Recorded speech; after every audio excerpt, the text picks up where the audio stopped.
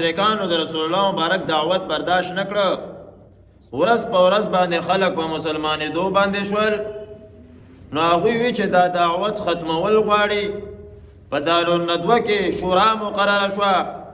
په هغې کې قسمه قسمه مشورې ورکړې شوې چا وی چې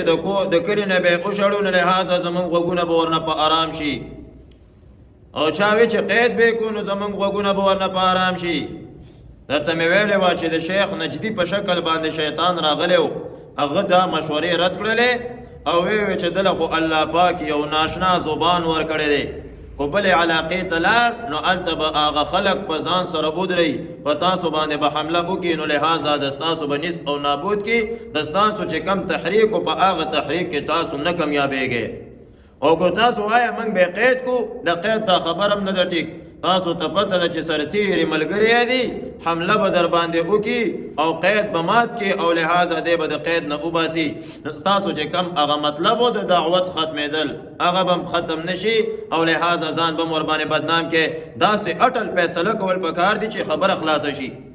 ابو جهل دته مې ویلې وه چې دته به ابوالحکم وی د فیصلو والا دا غټ ملکو چې فیصله به کله نه کېده نو بیا به ورباندې ده فیصله کوله د وی چې زه به یو فیصله وکړم ما ته غوږ کېږدی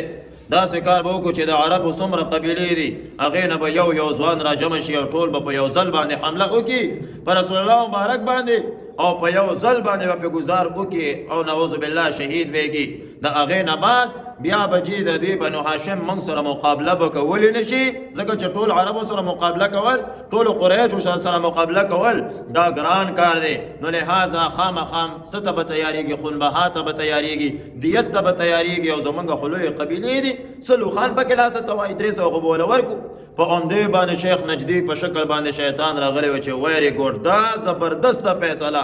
او ویټه په عمدې باندې هغه چې کم شورا وه هغه ختمه شوه بس د رسول الله مبارک د قتل فیصله وشوله